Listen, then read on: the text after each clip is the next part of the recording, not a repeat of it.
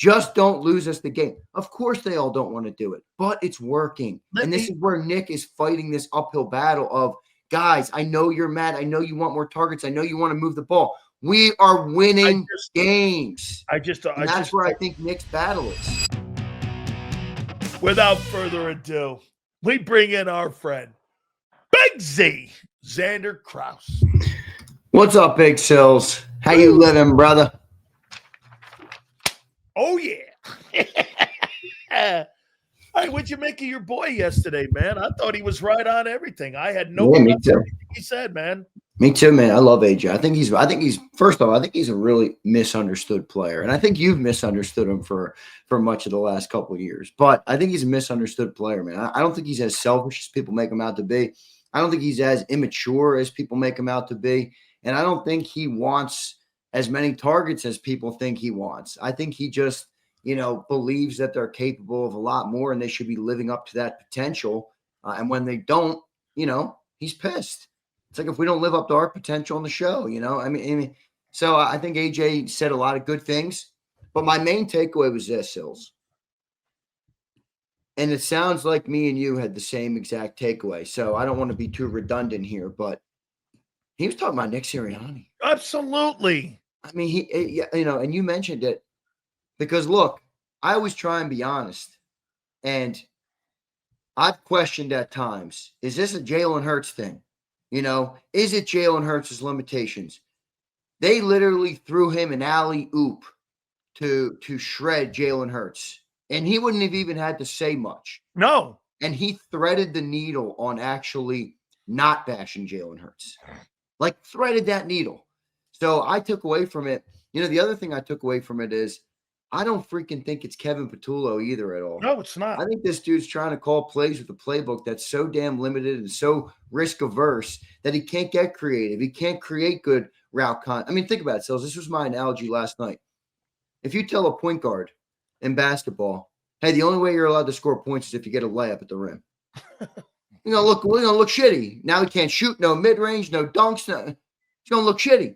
You got an offensive coordinator trying to call plays, but everything's got to fit this risk-averse philosophy. He's not going to be a good play caller. He's not going to have good route concepts. So according to Nick Sirianni, if Nick had George Foreman and he was his ring corner guy, he'd tell George Foreman, the greatest knockout guy of all time, exactly. Hey, jab guys to death. Yeah, that's exactly right. Don't use your greatest weapon, your knockout punch. Right. I want you to jab people to death. Right. It's a weird approach. Now, look, I will say this about Nick, because while it does bother me, I think a real conversation has to be had here of, is Nick right? Hear me out. We're all pissed at the way the offense looks. Many people are. Many people want more of the offense, including A.J. Brown, and I think Jalen Hurts, who in a rare moment with Pam Oliver. No. Have you heard one teammate on offense say he's wrong? No. Well, then I think all of them do. Yeah, I agree. And remember the rare moment after the field on the field with Pam Oliver when Jalen Hurts said, we got to stop playing to lose. Now when he goes to the podium, he's a little bit more of a coach speak guy. He's a little bit more of a, he totes the company line, which is fine. That's Jalen Hurts, But I think we have to ask and we have to push ourselves, because me and you both are looking at this as a Nick Sirianni problem. Is Nick right? Right? I mean, the offense sucks. Okay. But they won the Super Bowl last year, risk-averse. They're 7-2 this year. They beat the Rams. They beat the Bucs. They beat the Chiefs. They're beating everybody. Okay. Can I tell you what AJ's looking at, though, and what you're looking at? I think you're looking at Sunday. AJ's looking at the best group of talent that's in the NFL right now. And do you think that we're going to win multiple Super Bowls with this approach? You're going to win a lot of football games with the approach you have. But, Zander, do you believe in your heart that there's a chance you look back on this going, one, this is like the Peyton Manning. Let me show you something here. This is like the Peyton Manning era in Indianapolis. Do you think they regret only winning one Super Bowl with Marvin Harrison, with Reggie Wayne, with Marshall Faulk, and with Edgerrin James? One Super Bowl. Do you think that they under or overachieved? They underachieved. Tony Dungy told me that. Well, Don't remember, you think we don't have the sample size to know that we've underachieved yet. And up but to that this no, AJ's saying that. right. I agree That's with what that. AJ's saying. Yeah. AJ's saying we're going to get got if we don't improve because we're relying on the defense and everybody else, and we're not carrying our weight. I agree with that. I'm not saying that. I'm saying that's what he's saying. Yeah. I was just trying to play devil's advocate because me and you are both in agreement. AJ doesn't like the risk-averse philosophy that Nick Sirianni has instituted on the offense of the football team. Does that come from upstairs? I don't think it does because if anybody that's been around this organization long, and this isn't a knock on you, and you know this owner, dude, has been foaming out the mouth at the idea of getting a high-powered offense. I mean, the fact that if anybody told me Jeffrey Lurie would be the guy that wants you to play risk, that is not it, dude. I mean, look at the way Howie Roseman PMs his football team. Look at the way, Jeffrey Lurie spends his money on the football team. They're not risk averse. They're aggressive. Okay. They're aggressive in what they do. Okay, I'll tell you where this has changed. Last year, I asked people after the bye, and all of a sudden, as they started winning with running the ball, I said, do you think Saquon Barkley's changed their philosophy on how they win games? I said that, and everyone kind of glazed over it. Well, you gave the running back a $20 million extension that you didn't have to. You gave that running back a $20 million contract extension. You did everything in your power now to run the offense through that guy. No matter what it is, you're going to run zone runs. No matter what it is, you're going to pound that thing. Get this. It's more important. So you tell me, Zander, if that's the philosophy they have. Why is it important to get the ball in Barkley's hands and not AJ's hands? Well, because they feel like that's less risk. And by the way, they feel that's a change of philosophy. Well, they changed that last year, though. Okay, no, they're still doing it now. Yeah, but I'm saying that change happened last year. I know this, and now they've continued that, and with the success. But I don't think that But Zander, they changed it a year ago, and they haven't changed it now. I think they've changed their approach and how they win ball games and not throwing the ball, because you won 21 to 26 games. Yeah, I mean, isn't that kind of obvious, though? Yeah, but the point is that what I'm saying to you is they don't want to throw the ball anymore. Well, Nick Sirianni does. Jeffrey Lurie does not want to throw the ball anymore. I don't know if that's true. I don't think. Well, they're doing it. I know, but I don't think.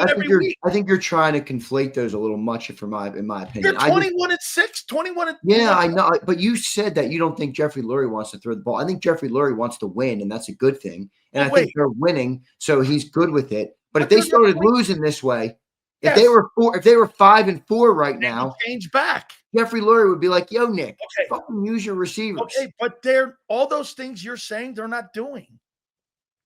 They're not trying to throw them. They're not trying to throw the ball, Zander. Because they've been successful, Silz. I know.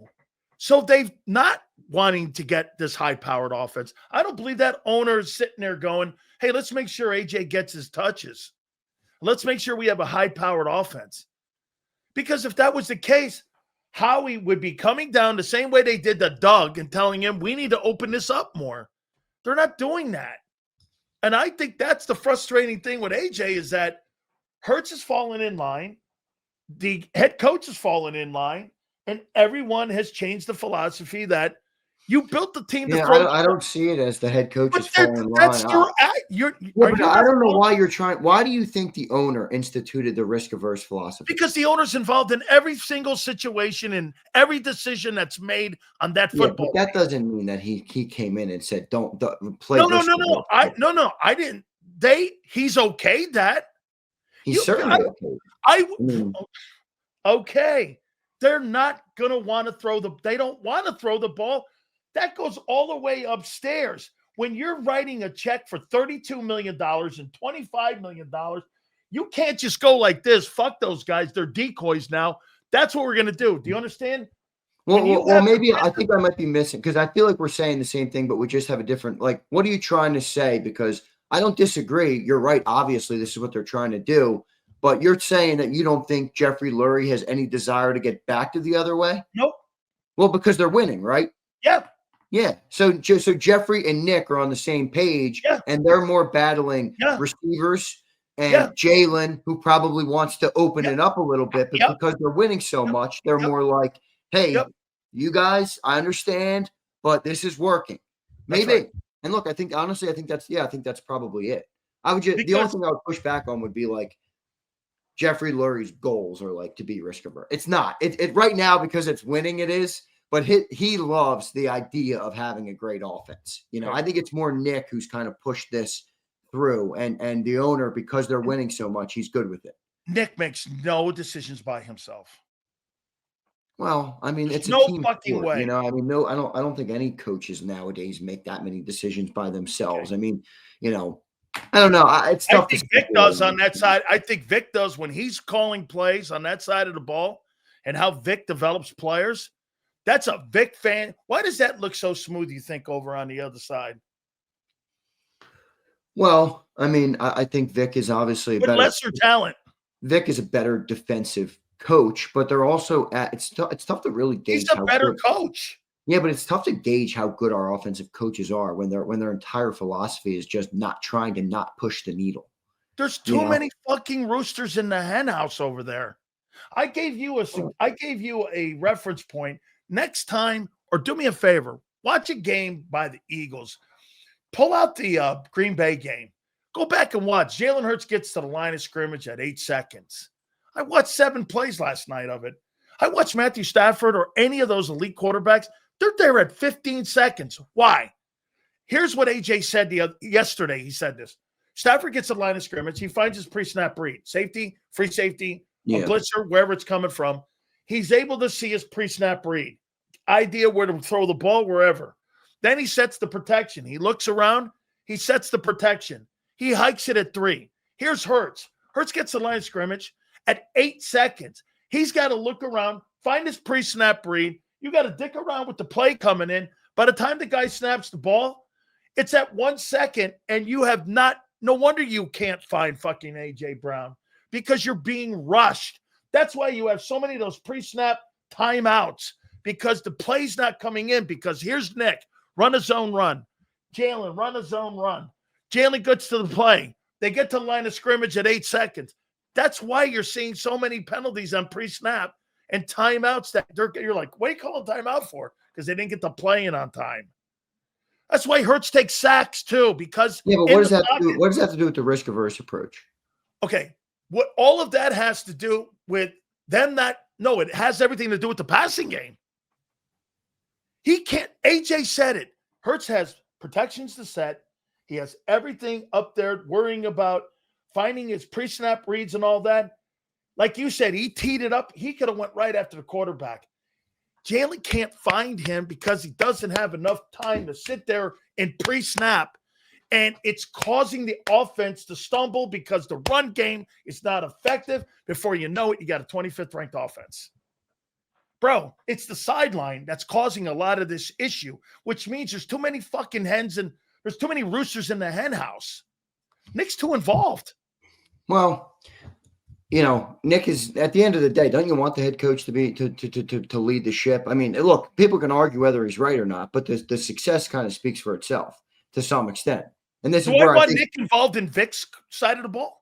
No, but Vic has 40 years of experience to so we go back to the training wheels higher again. Okay. Well, yeah, I mean the training wheels higher is obviously going to do what Nick Sirianni tells him to do. Nick's the head coach of a Super Bowl winning team. Do you think it had any coincidence last year that maybe that fucking Kellen Moore had more experience as a play caller and things ran smoother because he kind of knew how to call plays instead of a guy who's in training wheels, and now you got too many fucking roosters in the hen house again, and you got guys involved. There's too many voices over there. That's my takeaway. There's way too many voices. I don't know if there's as many voices as you think, honestly. What? I don't know if there's as many voices as you think. I think where you're right is that Nick and the wait, let me speak. Nick and the owner and the GM probably do talk in terms of we're setting the philosophy or we're setting what we want to accomplish. Now you have Nick and the organization versus, and I don't want to put them against each other, but just for the sake of the conversation, versus the people who want to be more aggressive on offense. So where you're right is, okay, yeah, maybe the owner's involved, but the point is The players are fighting the philosophy of the offense, and Nick believes his offensive philosophy is correct because they're winning so much. Right. And the owner and the GM have checked off on that philosophy because they're cool with it. Which is okay. Well, I mean, who cares? What Who cares? Your wide receiver's been pitching for 24 hours. Yeah, but is the wide receiver right? That's my next point. Because I agree with AJ. I love listening to AJ. Bro. I've been beating the drum on this offense all year. AJ's not talking about Sunday. The success speaks for itself. AJ's not talking about Sunday. AJ's talking about winning multiple Super Bowls. I get that. Well, and we don't know if he's right or until we get to the playoffs and again we get got or we don't. How come no teammates are bitching against him and saying shut the fuck up? Because I think most of the players probably want to play like AJ wants to play. I mean, have you ever met a football? I mean, this is what I love. Have you ever met a football player? Have you ever met an athlete that just wants to be told, okay, don't try and impose your will. Don't try and play to your skill set. Just don't lose us the game. Of course, they all don't want to do it, but it's working. And this is where Nick is fighting this uphill battle of, guys, I know you're mad. I know you want more targets. I know you want to move the ball. We are winning games. That's where I think Nick's battle is. I just thought of something. So when I got to the Bucs and I played a 3 technique and I played a 1-gap 3 technique when I was at the University of Miami, which meant I was a penetrating defensive tackle. I didn't have to worry about playing 2-gap where I had to control. I got to the Buccaneers. They wanted me to grab the guard or center so that the linebackers can make plays. Do you know how discouraging that was for me to sit there and be a slug and be told I was a slug? Bro, to be told I'm a slug? Yeah. Where you drafted me because I made play. I led my team in tackles for losses. That great University of Miami, I led the team in tackles for losses. I led the team in sacks. I led the team in tackles. I want to go fucking make plays. I don't want to be a slug. Yeah, I think AJ feels like a slug. I get it. I agree with him. But if Jimmy told you, Sileo, sit down and shut the fuck up because this defense is going to win more games, you'd probably say, oh, I hate this defense, but okay, coach. And if you won a national championship the year before, you'd say, yeah, I'm probably not going to go back on my champion head coach. Jimmy? That's all I'm saying. I'm not saying I agree with Nick. I'm just explaining where I think the disconnect is because I think you're right about everything you're saying. Nick has set this philosophy, and the players all agree with AJ. I agree with you. I don't disagree. I'm just playing devil's advocate. Here's the difference. Here's the wrong. You're wrong. Everybody in the chat wrong. AJ wrong. And Nick Sirianni's the fucking genius. Listen, here's the deal. It's not that, but for me, Jimmy telling me, Jimmy built the defense, Jimmy drafted the players, Jimmy was in complete control of everything. Nick's telling me, who's telling you? I don't know. I think AJ really likes Nick. I think he really loves being an Eagle. I just think he hates Nick Sirianni's football IQ. Well, maybe. I will say this about AJ. Great comments yesterday. All right, what he's saying is 100% true. Whether we just had the debate about the he was articulate. He did everything. He's 100% right about the offense. He's 100% right about everything he said. Yep. Now, will they change? Probably not, because Sirianni's if they keep winning. Hey, if they win versus the Lions, y'all better lock in because this is it. The risk-averse offense is ours to stay, baby. No A.J. Brown targets. Smitty's targets might drop off a cliff. They might, everybody. So they're winning a lot. You can't, at the end of the day, they're playing. What if they get blown out? That's where I think maybe then, because what I think is happening is I think Nick is getting pressure from the players. AJ, I think even Jalen in a way. Remember, I know people say Jalen doesn't say. Jalen with Pam Oliver after they came back in that Rams game or the Bucs game, whichever one it was, he said, we got to stop playing offense to lose the game. We got to stop playing to lose. Like, I think Jalen wants to open it up too. Oh, I have backed off on Jalen. But Jalen, I think, cares about winning. It's way Nick. They win in spite of that coach. I don't know, man. You could argue the other way if if the risk-averse approach is what's working and you're really not using I AJ mean, who's Brown that telling much. him? Man, I don't buy it. I just don't, because the players are complaining about him. So let me ask you this. Do you think the number one thing that AJ's looking at right now is you've got so many great players? Yes. And you're just not using us in the right way. Yeah. It's like having 5 great players on a basketball team and you can't figure out how to get them all the ball. I'm telling you, I love it's like telling Steph Curry you can't shoot threes. You'd be like, fuck you. What are you talking about? I can't shoot threes. Hey, Big George, don't throw the right hand. You're uppercut. Yeah, or Kareem. I saw someone say Kareem. Hey, Kareem, don't take the sky hook. Don't take the sky hook. I mean, come on. But if they're winning, that's where Nick's coming from, I think. So I don't know. We got to wait and see how this thing unfolds. At the end of the day, I will pull up a little bit. I want to say, though, I've been tough on Jalen.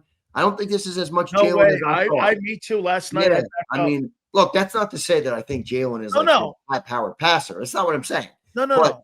Jalen is a much better quarterback than having a 30th all, whatever they are, 27th offense. Yeah. All right, he's not the reason. I backed off last night. What's that? I backed off him last night. Yeah, well, I think AJ. I jumped more off the top rope on Nick after AJ's comments. I was more jumping off the top rope on Nick.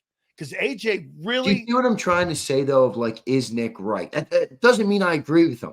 Because I'm more with you. How do you not get AJ the ball? I mean, I've been saying it since the start of the year, for crying out loud. But do you see what I'm saying? Where he's this guy got on my shit for going like this. You're 7-2. Now you're telling me you're 7-2. I'm not. I'm just posing the devil's advocate of that's what Nick. That's what he's holding on to. He's not holding on to, hey, we're dominating teams. He's holding on to, we beat the Rams, we beat the Bucks, we beat the Chiefs, we beat the Cowboys. We beat in all the teams that we need to go up against. Why should I change my philosophy because AJ wants the ball more or because Jalen wants to throw more? Why? We're winning. I'm the head coach. We need to win games. That's all I'm saying. Okay, here I got to figure one. Was Dan Campbell hired the same year that Nick Sirianni was? Yeah, I think so. Who would you rather be coached by? Me personally, Dan Campbell. That's my kind of kid. Yeah, you answered that awful fast. Well, I like Dan Campbell. I'm a Dan Campbell guy. I like the style. I just prefer that style of coach. I do too, man. I do like him. All right. Do you think that this is going to be a distraction for Sunday? No, I don't. I'm actually super pumped for this game on Sunday, man. This is a really good team you're going up against coming into Philly. Sunday Night Football. Anybody who's ever been in Sunday Night Football at the Link, it's an electric atmosphere. Totally fired up. I mean, Jared Goff, can you handle Philadelphia? I know everybody's like, oh, he's a surgical quarterback. He can throw the ball on time and on target. Can you handle the rumble of Lincoln Financial Field on a Sunday night? Or will Vic Fangio get the better of that defense? I think, all honesty, defensive line is going to win that game for us if they go out and they get Jared Goff off his spot, speed him up, make him double think a couple things, have him see ghost. That's the key.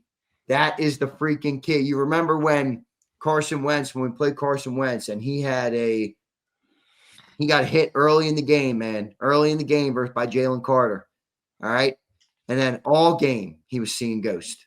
That's what you got to do to Jared Goff. I want the mean Jalen Carter this week.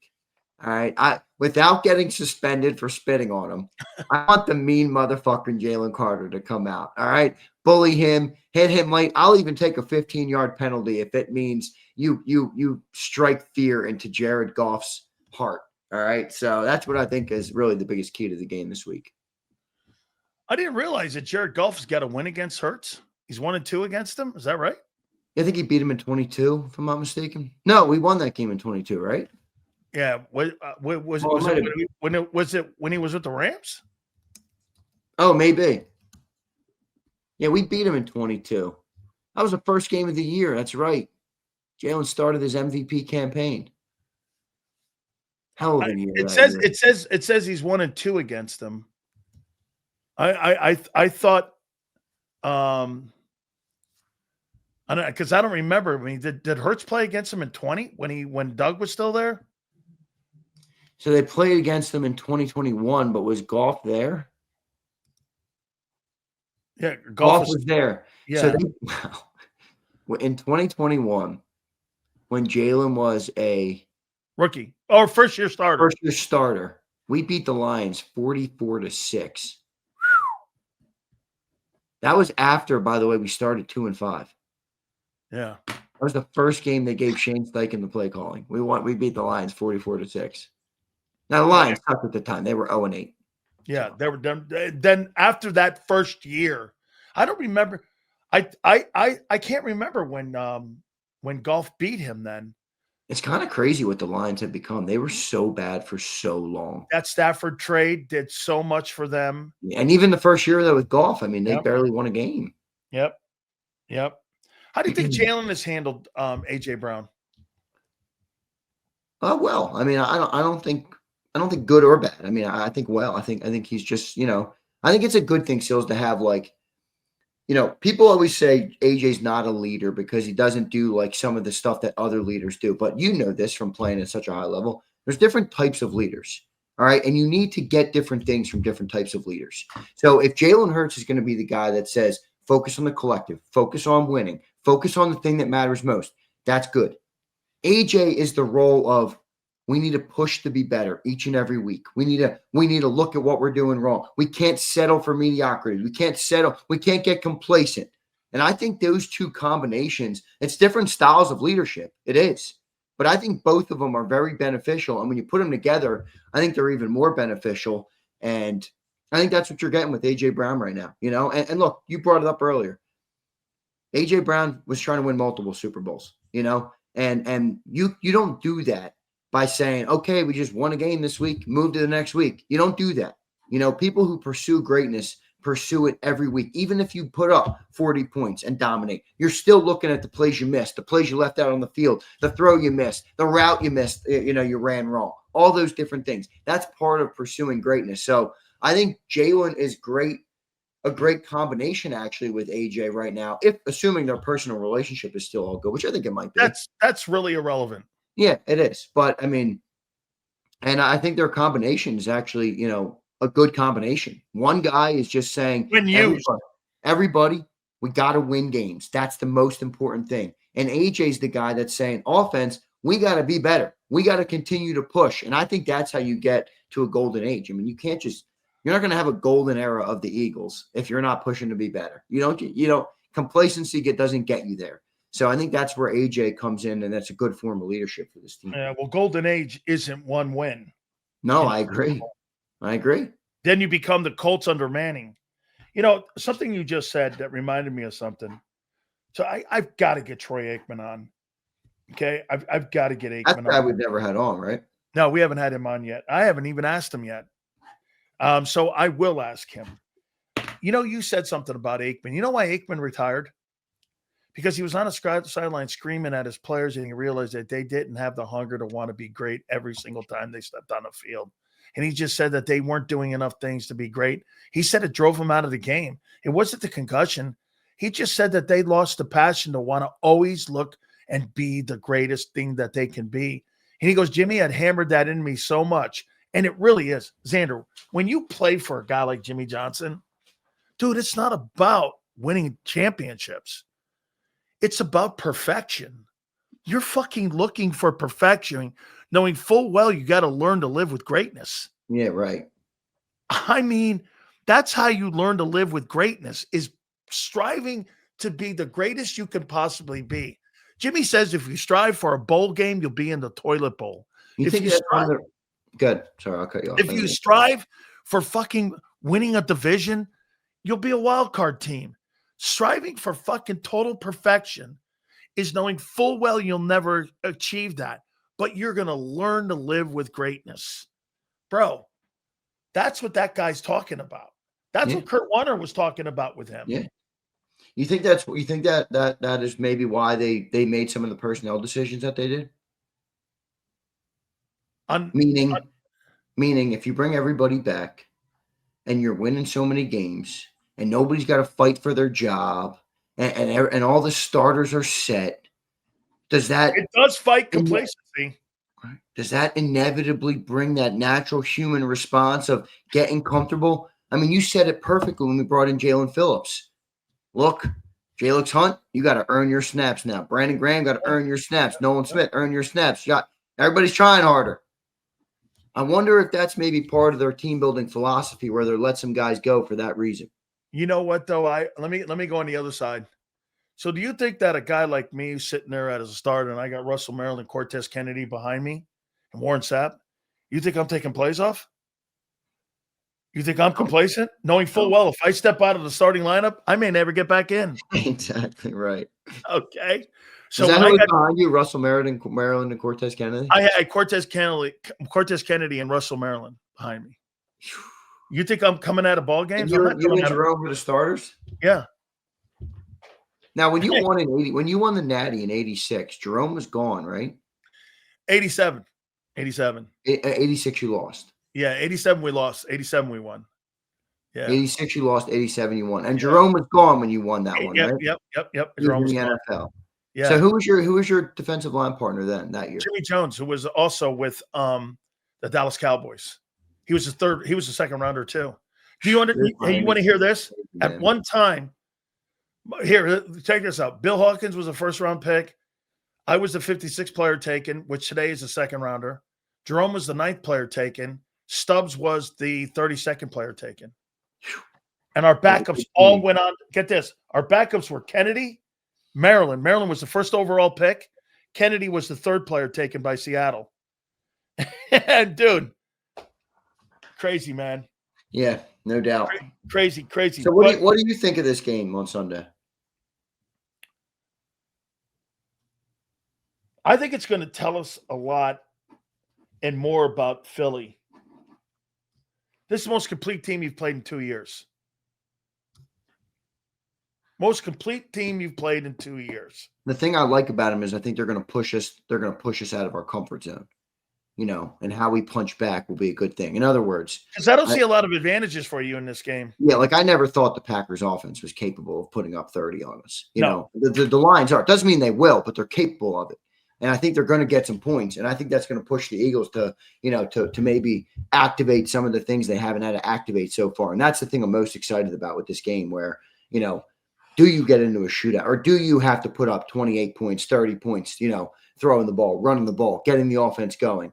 That's going to be the most fun part. And then defensively, I think it's a major test. Like talk about guys like, Jahad Campbell. I don't know how many snaps he'll get, but that's a quarterback that gets the ball out quick, dude. That's a running back out of that backfield who can catch the ball, run the ball. He's going to do everything to get yards for that team. They got Amon-Ra St. Brown, one of the best slots, one of the best zone receivers in football. I mean, he just destroys zone defenses because Jared Goff's the perfect zone quarterback that throws against zones. And Amon-Ra falls right into those, the little areas of the defense where you get some space. Boom, ball's there on time. So I think it's going to be a great opportunity for the defense, to see where they stack up versus this type of team, and a great opportunity for the offense to potentially have to, maybe be more aggressive, maybe not settle so much because I think the defense might give up some more points. So I think it's a tremendous opportunity for this team.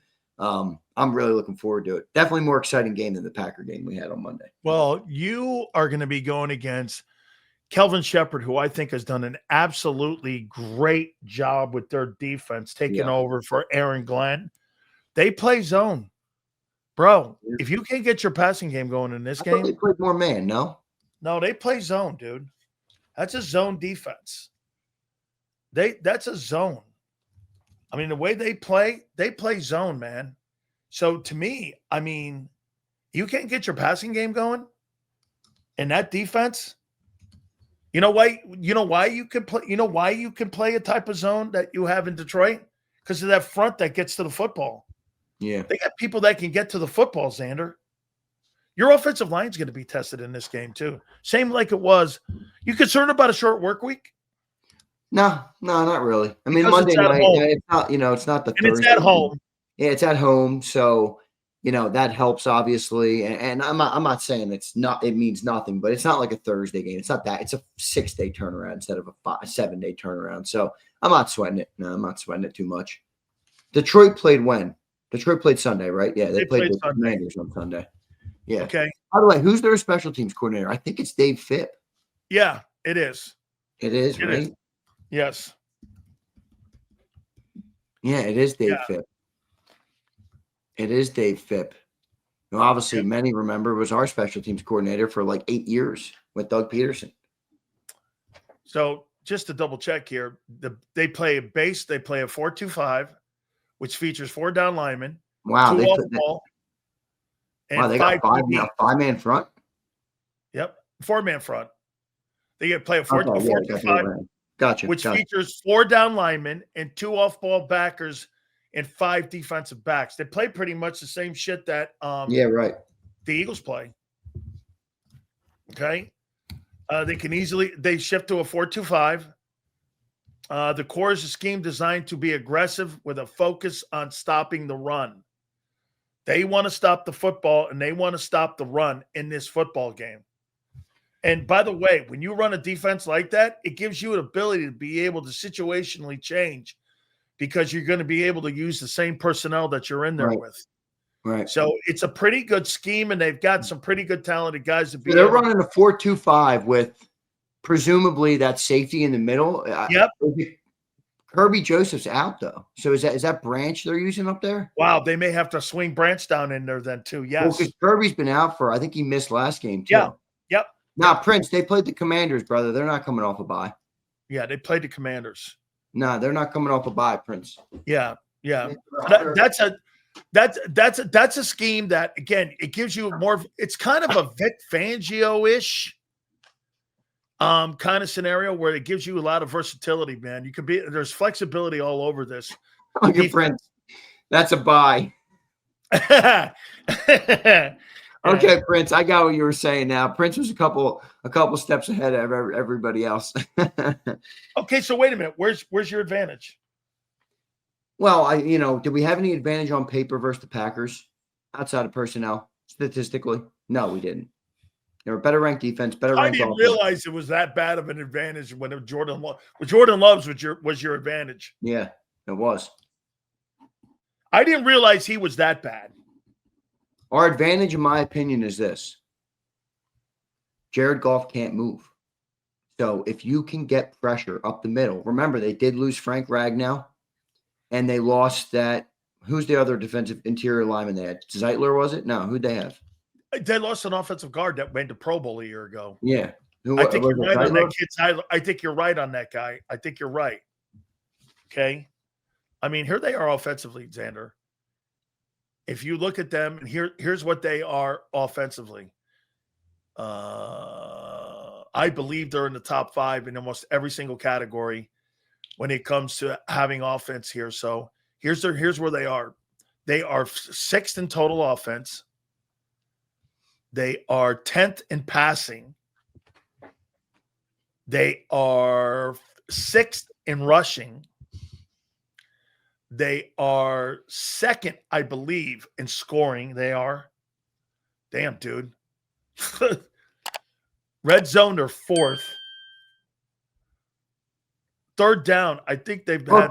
You know what? I like the Lions because they're a great opponent. They're good offensively. They're good defensively. They're well coached. They have players all over the field. I mean, they're the one honest team that if you take the schematics and the philosophy out of it, you could look at their argument. You could look at their offense and make an argument they have as much talent as the Eagles do. There's not many teams I think you can say that with. They got 2 great receivers. I think Jameson's a bit overrated, but he is a good receiver. They got Laporta, who's probably better than Goddard. They got Jahmyr Gibbs, who I know people don't want to hear this. No, they have a better running game. They have a better collection of runners. Is Jahmyr Gibbs better than Saquon? I think he might be. This year he is. How about a better year? He's having a better year for sure. I mean, but I mean, even they got a better running attack because they got a better running back room. Dude, Saquon Barkley can't catch the ball out of the backfield like Jahmyr Gibbs can. He can't. No, they got a better running back room. Yeah, I mean, he can't. That kid Davenport can play. Or Montgomery, excuse me. That kid Montgomery can play. Bro, they got a good running back room. Yeah, they do. They do. They're a good team, man. And Jared Goff is a good quarterback. He's a good quarterback. He's just not going to gash you with his legs much. I mean, he'll move in and out of the pocket, but the whole idea is you get pressure in his face, make him second guess some throws. You're going to throw him off his game. You got to interrupt his timing. He's a timing guy. Telling you watch Amon-Ra. So many of those throws that Amon-Ra just racks up yards. They're boom, drop, throw, boom. Amon-Ra's right in play. I mean, they do that all day. So if you can get to his face, get him off his timing, you're going to completely disrupt that offense. Listen, we're going to read all the super chats, but I wanted to throw this at you here. John Clark saying that A.J. Brown and Jeffrey Lurie were talking while they were at practice. Is that right? Yeah, I see it. Today at Eagles practice, Big Dom got Eagles owner Jeffrey Lurie and A.J. Brown together, and it looked like they had a very good conversation about A.J.'s frustration, and they all want the offense to be better. Big Dom getting A.J. Brown and Jeffrey Lurie together. The players are revolting. I tried to tell you that, and you weren't hearing what I was saying. Not revolting. I just think they all want to be aggressive. Isn't that the quarterback's responsibility, though? Well, I think the thing I love about Jalen is he really does just want to win, dude. Okay, but wait a minute. That's not in debate. Isn't that the quarterback's responsibility to speak for his huddle? Isn't that one of the that's one of the things I've always been taught. I know this, Zander. When you walk into a huddle, the only voice you hear is the quarterback's voice. Everyone else is supposed to shut the fuck up. Yeah, but I mean, Jalen's a different type. I mean, Jalen's not going to get on the podium and bring controversy like AJ Brown has. Look, there's the good guys. Nick Saban beat the shit out of him. And there's the bad guys. All right, we were doing that this morning. We were doing the Tony Montana this morning. You need people like me because you point your fucking fingers and say I'm the bad guy. All right, that's the bad guy. That's A.J. Brown. That's not Jalen Hurts. Come on, he grew up with a coach, coach's kid. He's not going to do that. But I think he thinks it. But I also think he subscribes to the philosophy of the team because it's been so successful. So is this more about mending fences with A.J. and Nick? No. Or mending fences with – well, no. It's Nick and A.J. If there's a meeting with the fucking owner on the practice field – and you're calling things out. That's not just going, hey, what do you want for dinner tonight? Meet me over at fucking some steakhouse. I mean, I secretly think that Jeffrey Lurie loves the drama. That's my secret conspiracy. He's a movie producer. He's a movie guy. Dude, we're like the Cowboys with success. Oh my God. Will you remind me of that line when I get That's Mark what we Holmes are. on next week? Think about it, bro. Everybody. And by the way, this isn't just like local media. Like we're talked about like this every week on every national show. It's a good thing for values of your franchise. We are. Jeffrey Lurie's like, and we're successful. I am the better Jerry Jones. All right, dude. I got everybody posting this thing here going like, yeah, look at John. Great news. The Eagles practice today. Lane Johnson and Cam. That's really good that they're out. I'm glad to see Cam back out there. But the owner of the fucking was the owner of hey, how many times do you think the owner of the team goes out to practice to talk to players about getting their shit together? You told me that hey, wait a minute. Remember when I asked you about Jeffrey Lurie talking about scheme, being involved in everything? Is this not being involved in everything? Well, I mean, I'm sure he's involved. I mean, if I owned the team, I'd be involved. Well, you'd be wiping people's noses? No. That's what this kind of is, isn't it? All right. But you're picking at straws because the organization's been successful. If we were Jerry Jones, I'd say, yeah, fucking, get out of here. Nobody's talking about your success. Wait a minute. Your fucking wide receiver's talking about your team. He's part of that success. He's the one pitching. I agree with AJ. You're getting me wrong. You're not hearing me today. I agree with AJ. I am simply posing the devil's advocate view of maybe we all just got to accept that our offense is a steaming pile of dog shit. And it's okay because we win. Because the head coach wants it that way. Yeah, because we win. So are you more in belief now that the offense can be more explosive and he doesn't want it to be? Yeah, I don't say that though to like say again, I said this a little earlier. I'm not trying to come up here and say like, oh, Jalen should be throwing the ball 40 times. I mean, look, he's still Jalen. He still has, a skill set about him. But my whole thing is I don't think the offense is this bad because of Jalen. No. It's not. Like he's capable of a lot more. The whole offense is capable of a lot more. They're not living up to it. Maybe they don't want to. Prince, Are we wrong? Prince, is Nick right? As much as we hate the offense, Prince, is he fucking right, Prince? Is he right, Prince? Now he's sounding like me on the post game. Dude, you were. No, that's what you're saying right now. I rescind my apology on Tuesday's show. Hey, okay. AJ going to demand a trade at the end of this year? No, I don't think so.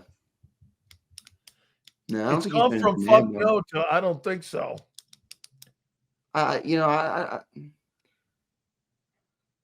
Maybe he would, but I don't. Wait a minute. When do you as a team get tired of it too? What do you mean? As a team, meaning who? Always answering this stuff. Having meetings on the practice field today. Yeah, I think it's part of it. Instead of talking about the Lions. Yeah, but what's the alternative? You think it's just kumbaya everywhere else?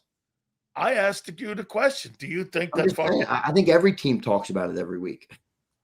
Talks about what? Their offense. My shitty offense? Yeah. Well, I don't think they're saying that in Los Angeles. In Detroit, no, but they got other problems they're dealing with every week. It's part of it.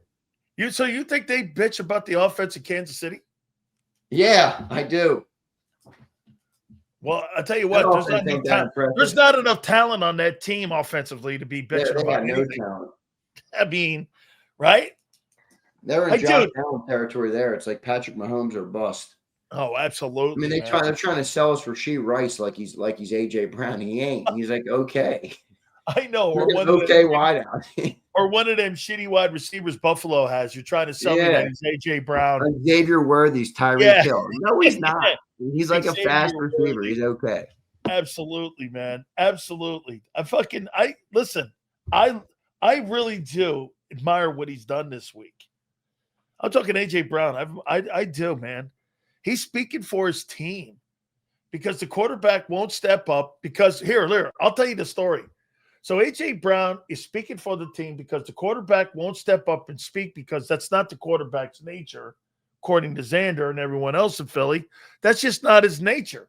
So he has to have A.J. Brown step up, and he has to be the bad guy, as Zander likes to say. I love it. Okay? So that's I need to watch. When we talk about it, I need to rewatch Scarface again. I love that movie. It's one of my favorite movies of all time. Brian De Palma. Still, the only thing I have in my life is my balls and my word. And I don't break them for nobody. Let's get one thing straight, huh?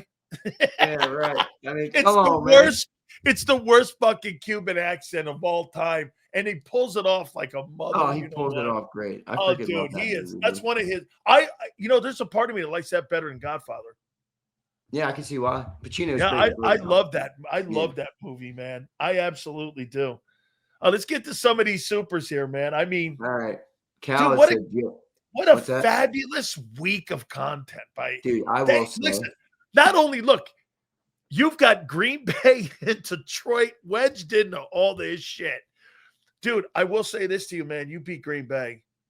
I told the people in Tampa this morning. You can fucking call that offense dog shit.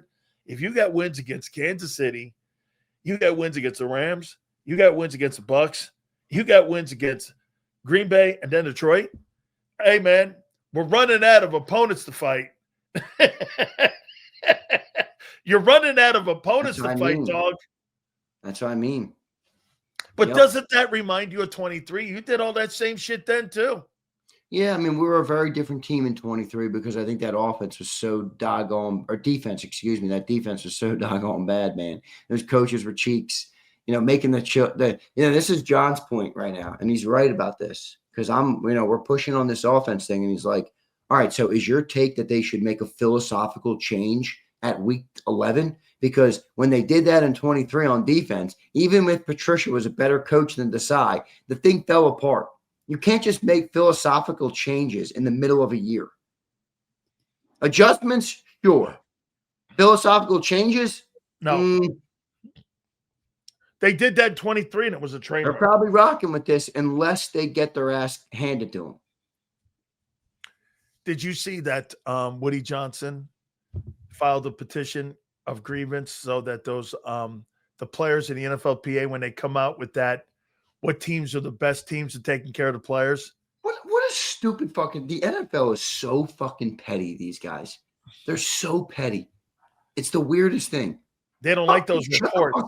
Just make your facilities better. You don't want – we can't have the survey. What? It's the stupidest thing I've ever read. So petty by the NFL. Owners, because some of these owners like Woody Johnson, they don't like the fact that the players fill out these surveys with no name on them. And Woody Johnson's filed a grievance against the NFLPA with the NFL, and he wants that survey to be stopped because he doesn't like some of the players saying that you got a shitty organization. Well, dude, you are a shitty organization. You haven't been to playoffs in 15 years. What the fuck? No limit to being risk-averse isn't a philosophy. It's a tendency. Wrong. If that was the case, then when the tendency wasn't working, they would change. They're not. Even when their offense doesn't, even when it looks awful, they're sticking to it. It's their philosophy. That's wrong. In three, that is not what a tendency is either. No limit. No, Come on. It's not. Let me go here and tell you this. So if they win another Super Bowl with this philosophy, and they've gone to 3, and inside that right there, that's 3 Super Bowls. You might never throw a pass again. Dude, you might look like that fucking Army team that had that quarterback on it. We might go. You might really have manifested Bryson Daly. You might really. Yeah, Jalen Hurts is the Bryson Daly of the NFL. Oh man, if they win more, man, this shit's gonna get out of hand. You might want to sign Bryson Daly. Yeah, he might be a great addition to your football team. Take less hits for Jalen Hurts. Let Bryson Daly beat his head in there. Oh my God, Big Z, man. All right, Brandon Lewis says, "Remember, Kansas City manhandled them." What are you talking about? Detroit. Oh, Detroit. Yeah, they did. Zeal says, "Key to the game is simple. Eagles have to stop the run. If Goff gets the play action game going, they're cooked." They're not cooked, Zeal. But boy, they get that run game going, man. When's the last time the Eagles have lost by like a big number? You got to get your run game going too, man. When's the last time the Eagles have lost by a big number? Well, I guess the Giants beat the shit out of them. No, against a good team. How about not that bullshit? Oh, I don't care if they're good or not. They beat the shit out of us. I know, but what's the last time a good team beat you up?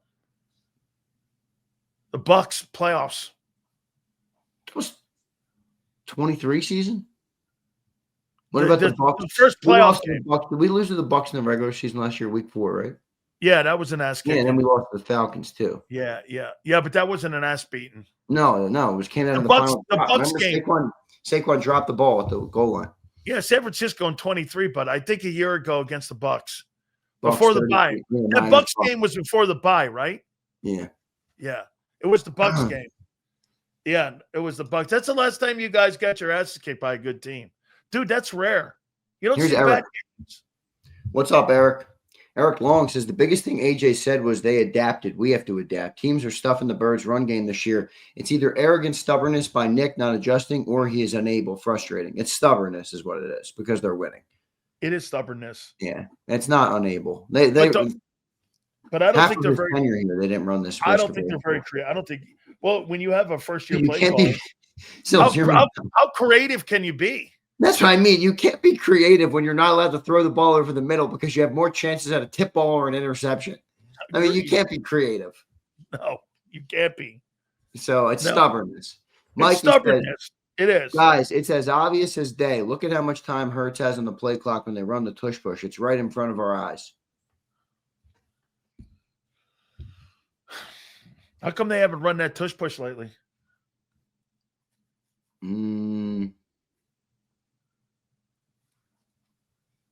When's the last time they ran it? I can't remember. He ran it versus the Packers. What are you talking about? They did? Yeah. Oh, yeah, Remember they got it. Oh, yeah, that's when he got the fumble. Oh, no, Jalen went around the left side. Yeah. Yeah. No, that wasn't the fumble.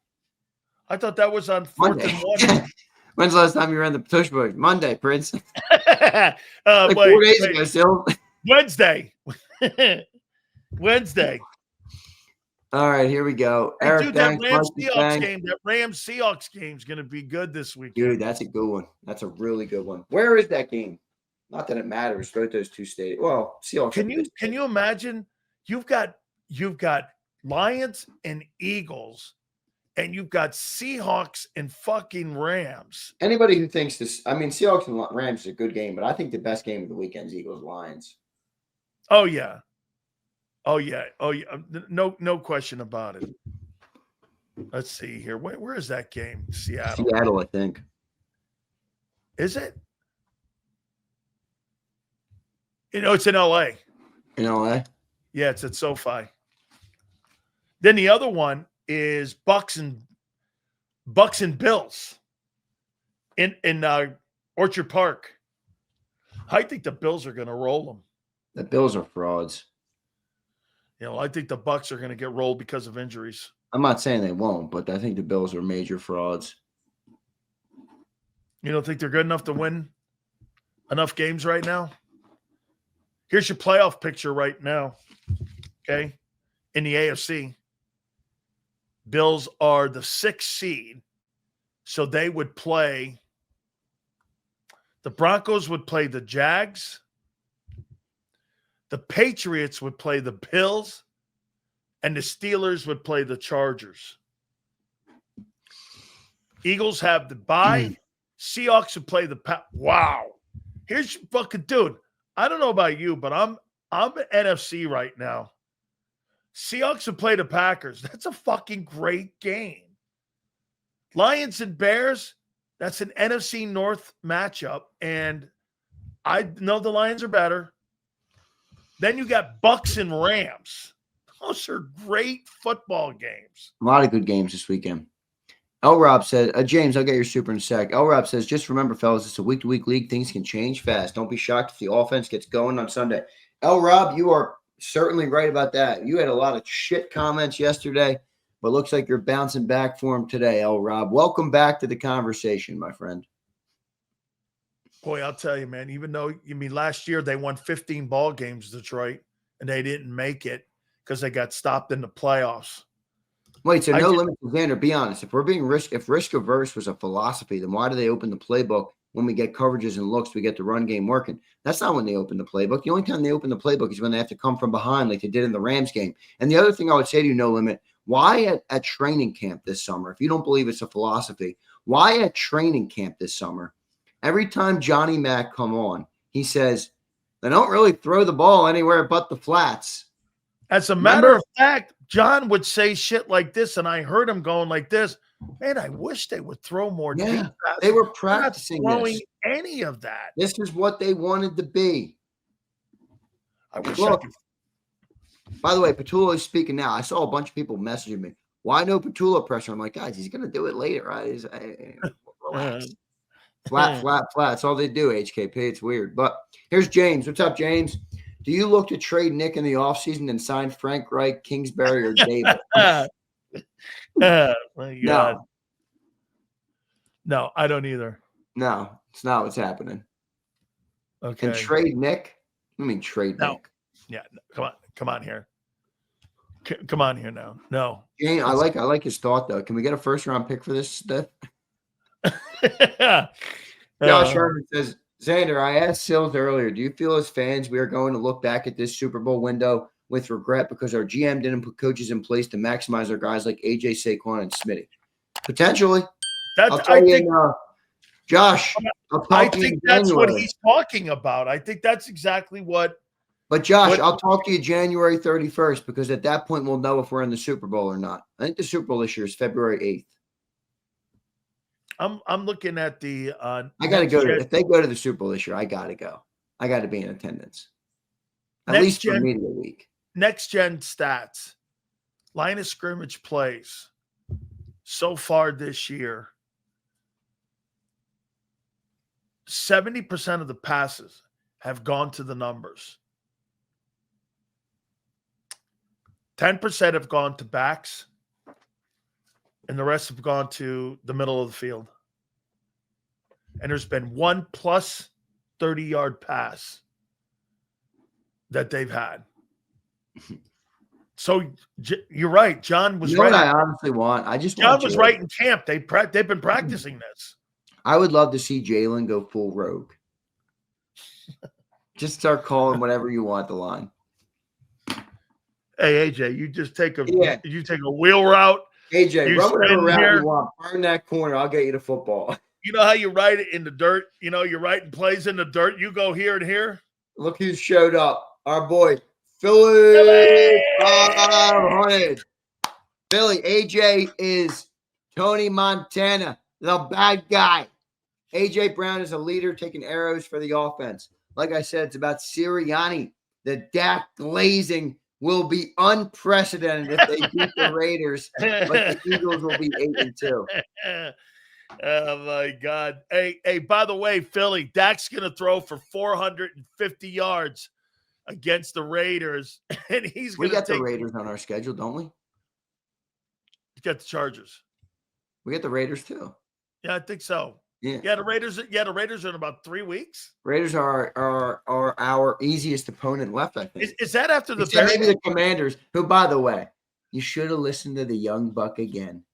That team, anybody with a pulse and eyeballs knew that team was coming back to fucking earth. Yeah. You fell in love with Jayden Daniels. Overrated. Probably won't last. How's he overrated? He got fucked. Wait a second. Hurt. You rag on our guys when they get hurt because Nolan Smith. Why do you beat up on him? You're not big enough, son. Jayden Daniels runs like he's Jalen Hurts, but he's 142 pounds. Hurt. How do you know? Calling him overrated because he got hurt? You can't play Jalen Hurts' game when you're How do you call him overrated when a guy got hurt? He's overrated in my eyes. Okay, he's over. Bro, he's people over. had he played him. 2 games this year. Dude, Jayden Daniels is a fine ball player. Jayden Daniels played 2 games. He's overrated now. People had Jayden Daniels as a well, if that kid's overrated, Hurts is a stiff. Dude, I saw multiple lists this summer where Jayden Daniels was a top 5 quarterback. That is fucking insane. He's a top 5 talent. He sure is. One season. Bro, he's a top 5 talented guy. Yeah. Oh, my God. The only people that don't buy that are the people in Philly. Same content Silz is reactivated. He doesn't believe that shit. I totally believe that. No, you don't. Yes, I do. Bro, we'll see. No, I'll inject you with some truth serum. Okay, listen, we shall see. Dude, I completely believe Jayden Daniels is a damn good talent. There's no doubt about it. All right, let's see how long. I have no problem about that good talent. All I remember is everybody telling me to look out for the Commanders, who had 1 good season in 25 freaking years. And I said, there's no way that team is even a contender this year. And look what happened. What are they, 3-7? Yeah. Is that what they are? They have a lot of digging to get out of 30 years of shitty football with Daniel Snyder. Well, you should have factored that in your projection this year. I did. No, you didn't. You had a win in the East. I said it was either going to work big time for them or it wasn't. I didn't say that. Silz, you can Silz. You can create all. You can add all the context you want. I never said. Who did you pick to win the East? I did. Okay. 1,000%. By the way, your guy did the right thing because of all those shitty moves he made. He did 9 trades when the season started. There's no doubt he knew he fucked up with all them shitty moves. He had to go and trade for Jayden Daniels or Jalen Phillips because all them bullshit moves he made.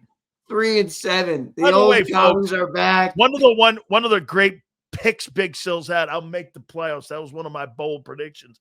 My boys, the Patriots, look awful good right now. They'll be 9-2 after this weekend. They look great. I'll give you that. You know who else I had in the summer? Who? The Bears. They're tied for first in the North right now. They're 6-3? They're 6-3.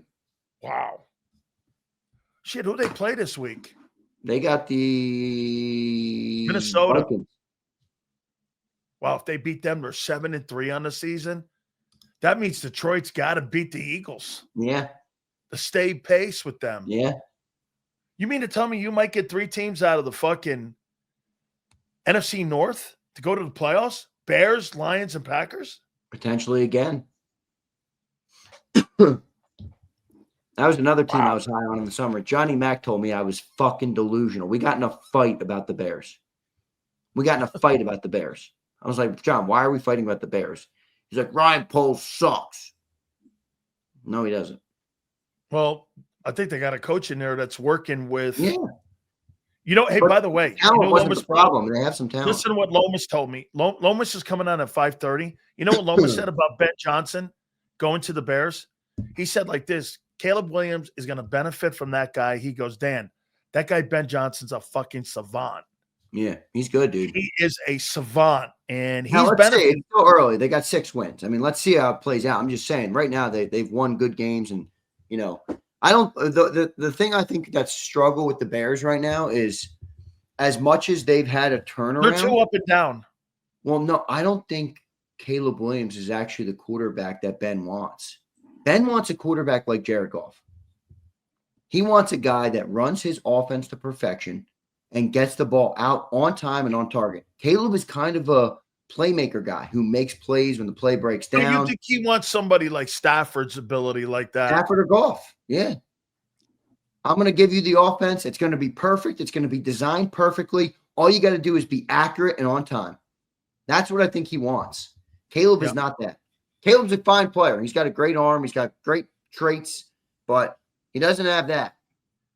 Are you more surprised about Seattle's play, or are you more surprised about the Bears' play? Well, I was more on the Bears in the summer, and Seattle was more of a sleeper, but now in hindsight, I'm not surprised by it. They got a great defense, and they brought in Sam Darnold, who's used their weapons very well. I mean, say what you want about Darnold. He's a great regular season guy. Probably go pumpkin in the playoffs again, but, he's done a good job. Yeah, I can't buy him. But, I mean, of all the NFC teams, Bears and Seahawks, boy, those 2 teams have been a surprise. They really have. The Bears right now, if the playoffs were to start, they'd be in the playoffs. I'll tell you one other team, too. I think we both thought would be an improved team. That was Carolina. Because Carolina got better.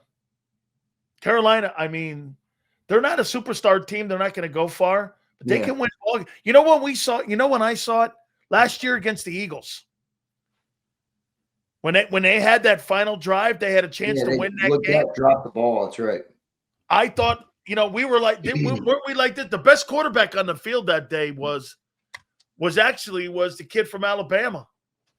He was pretty good in that game, man. Yeah, Bryce Young. He's not bad. He's just too small. Hey, Bryce Young's gotten better this year, dude. He's just small for me, man. Yeah, he did, Keith. Thank you for bringing that receipt. He called me delusional about a Jomo too. And now whenever I bring it up, Keith, he just like pushes the conversation aside. Doesn't want to talk about it. As a matter of fact, at the beginning of the year, I said Jomo might go to the Pro Bowl. You did. You were. I'm not saying that about you. I'm saying about John. I said, you. Okay, yeah. No. John, me and John were fighting about a Jomo in the offseason. Nobody hates being wrong more than John. Like, he won't even admit it. He is one of those guys. He just cannot be wrong. If I'm wrong, I say it. I don't give a shit. I'll tell you, what I'm wrong about on the Eagles? Boy, man, Kobe can fucking play, dude. Yeah, he can. Kobe's a beast. But I'm still here on this. I don't believe he'll be on the team. If he gets hurt one more time, they're cutting his ass loose. If he gets hurt again, what if he plays like he did last week for the rest of the year? What do you do? Fuck. Then you got a problem. Okay, well, then you got a problem. Then you got a problem getting, guess what? Then you got a problem getting Jahad Campbell on the field. Do you move Bond? Nah. You drafted a guy 30th. You got to fucking do something there, guy. I'm keeping Bond one more year, and Campbell's going to have to develop on the bench. I wonder how Vic would feel about that. He's used to that, man. He did that at Alabama. And knowing him, because he was coached that way, he'd probably accept that too. You know? Maybe. Here, we got a couple more supers. Let me make sure I got all the ones at the top. No press conference for KP today. Yeah, he's having it. All right, we got that. Philly 500, thank you, my guy. Appreciate you. You bet, brother. Thank you. Cody says, pre-trade, who's been our best edge defender in y'all's opinion? Pre-trade? Zander had a good take here with Uche. Yeah, that was one of my takes. He'd be the best Teemu signing. Wait, did you hear Vic today? No. He listens to Birds 365. He must.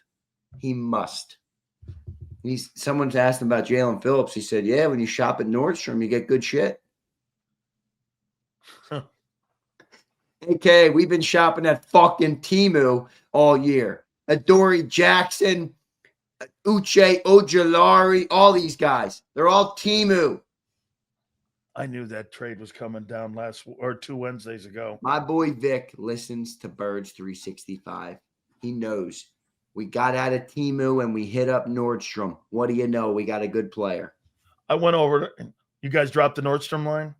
It's good. I like it. And this is, by the way, on the heels of them releasing the Teemu thing yesterday. Did you see that?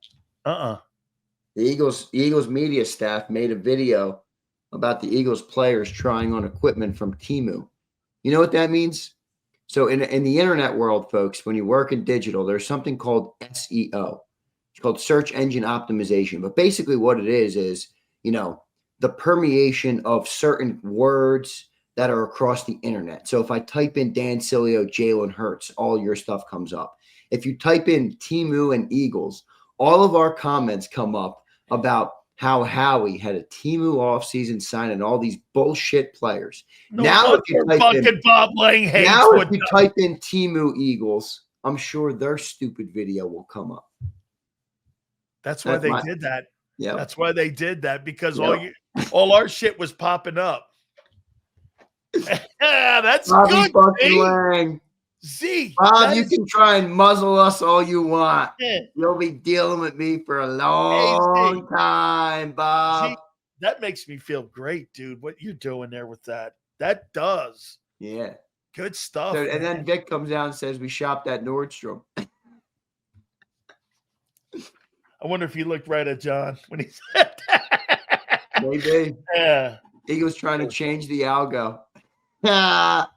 Bro. Roll says we're conspiracy theorists. Roll, go back to the corner and fucking Robert Bailey texted me yesterday, and he goes like this: "How you like my boy? How they like him, our boy Phillips?"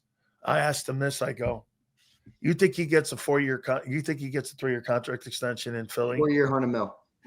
And Robert Bailey goes. Robert Bailey goes. Drew Rosenhaus and Howie Roseman have a sensational relationship. Yeah, they do.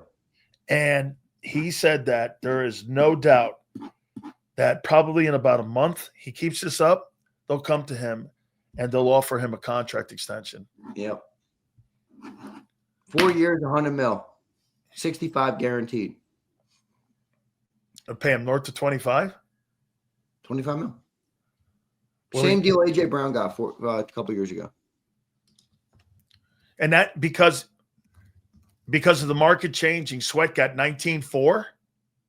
So, AJ Brown got a 4-year, $100 million deal with $57 million guaranteed. That's what they're going to give Jalen Phillips.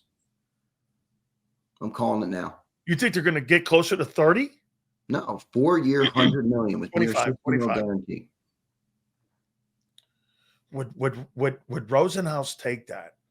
Yeah, he will. Dude, the guy's coming off an ACL and an Achilles. Come on, dude. Look, I like Jalen Phillips, but he hasn't demonstrated success to that level yet. I think he can get there. I think he's that good of a player. No, he hasn't demonstrated health. But most people who have an Achilles and an ACL on the rookie contract aren't getting those type of deals. And that's why you moved off of Sweat, because of injuries to the leg. 4 years, $25 million per, with $65 up front. That's a bargain. Micah Parsons is making 47. I think Roseman. You know what? I need to get Drew on. That would be great. We haven't had Drew on yet, have we? No. All right. He's the agent for a lot of guys on the Eagles. Mm-hmm. I think he reps Jalen Carter. Yeah, he does rep Jalen Carter. Yep. All right, here we go. Cody, we got that one. Thank you, Cody. Dio, what's up? We'll see how long Jayden Daniels' talents can take NFL hits. Agreed, Dio. I think Jayden Daniels got to protect quarterback. NFL days could be behind him. Got to protect him. Hope he enjoyed the fun rookie season. I hope his last dance in the end zone, shaking and baking like a little girl down 20 points in a playoff. Part of the NFL. Some guys last, some guys don't. Yeah, that's true. But do you remember when he was dancing like an idiot in the end zone down 20 points in the NFC Championship game? Not a good look. One of the dumbest things I've ever legitimately ever seen. And that has nothing to do with the fact that they're a division rival. That was the dumbest thing I've ever seen. If I saw Jalen Hurts do that down 20 points, I would literally fucking throw my remote at the TV. You wouldn't see that. No, I know you wouldn't. Here's Brandon Lewis. Jayden Daniels still has to leave the bedroom door open with his mom around. That is a little bit of an odd dynamic. I never wanted to speak on it publicly because it's just, I don't know, but it is a weird dynamic, Brandon. Lamar's mom's his agent too, though. Yeah, but you don't see Lamar's mom like pulling. His mom's out there saying, "Women, stay away from my son." It's like weird. Hey, bro, he's an NFL quarterback. Let him him chase some tail. Listen, though. What you have with Lamar's mom goes like this against the Eagles. Why don't you run more? The other mom's going like this. You can't have You can't go out chasing tail. Yeah. Weird, bro. It's a weird dynamic there. Yeah, no, I agree. Yeah.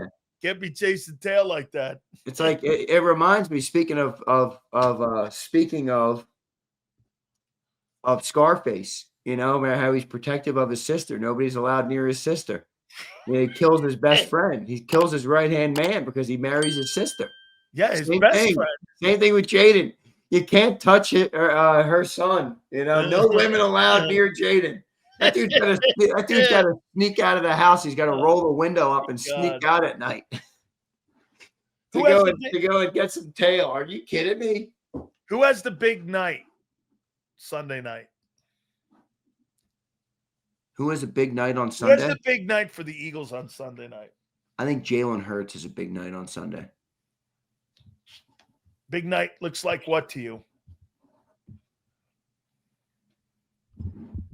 Well, I think it's going to look a little different this week because of the opponent.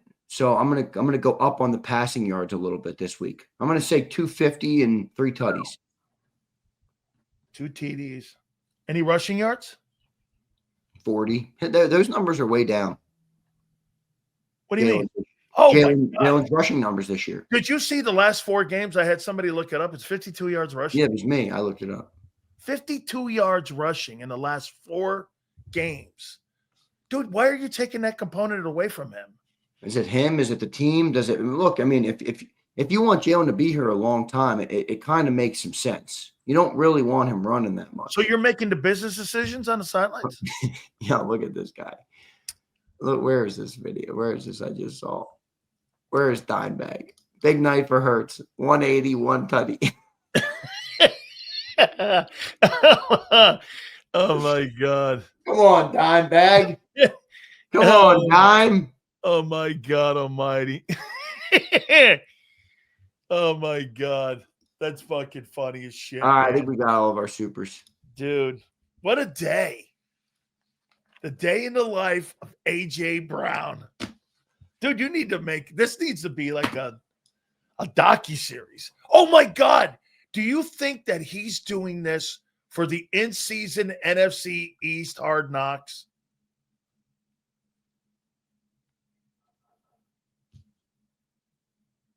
Who, AJ?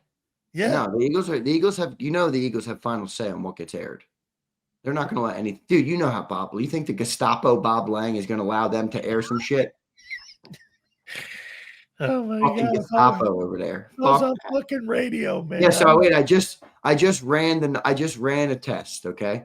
I want everybody to go to Google after our show, but go to Google and type in Eagles Teemu. Now you get Eagles website, the Teemu video. Hold on. You get their YouTube video of the Teemu. You get their Facebook video of the Teemu. And you get their TikTok video. And then you scroll down, YouTube, JAKIB Sports, in quotes from John McMullen, Teemu offseason. Eagles shopping at the clearance rack this summer. If I'm John McMullen, I would go to the Eagles and we got to double down. I need to make a new Teemu video. Oh, my God. I need to make a new You see it? I do. Look at this. One day ago. You see the JAKIB video? No. Wait a minute, folks. Watch this. Eagles, one day ago. Yep. Eagles react to Teemu football equipment. One. Then another one day. And then another one day. And then the fourth one is JAKIB 8 months ago. Then it goes down to Facebook. Then it goes down to Reddit. Oh, my God. There's no doubt. Dude, the only person I ever remember saying Teemu early in the year was John. It was John. He dubbed it first. Yeah, he dubbed it first, 100%. Zander, you need to make a video on Teemu. Yeah. Teemu. Hey, tomorrow, John, you need to bring it up and then post it. Yes, I'm going to. Because that'll throw them off a little bit. Last one here for you. All right, man? What's that? Right. You feeling you're going to win this ball game on Sunday? I feel pretty good. I think it's going to be a tough test. I do. You think does it matter? Right? I mean, if you win this ball game on Sunday, you pretty much put the NFC to sleep, don't you? Look at this fucking guy. Roll Philly. I think you're overthinking it, dude. What did you just smoke some weed or you just hit a blunt and that, maybe you had like an indica or something and now it's got you thinking in circles? See, I'm trying to grasp the point. One hand, you trash the organization. Then you trash the players. Then call the guys who push back fanboys. But your whole bit is pushing back. Roll Philly. Just sit down and shut the fuck up and enjoy the content. All right, my guy? We're talking about the Eagles football team. All right? Day in and day out. You're overthinking it, my boy. Seriously, dude. You need to get off the toilet with your joint. Dude's roasting a bowl. Another third bowl of the day. It's like 4:00, dude. Relax. Pump the brakes over there. One raise you're blinging. Big Z, great stuff. Hey, anything else to be said today? You think there's anything coming out of AJ, or do you think that again? Will we hear anything the rest of the week? Yes or no? Well, there are these late practices, so they're going to have locker room availability, like probably now or 6:00 or something. So we'll see. All right, brother. Catch you tomorrow morning, man. All right, dude. Peace.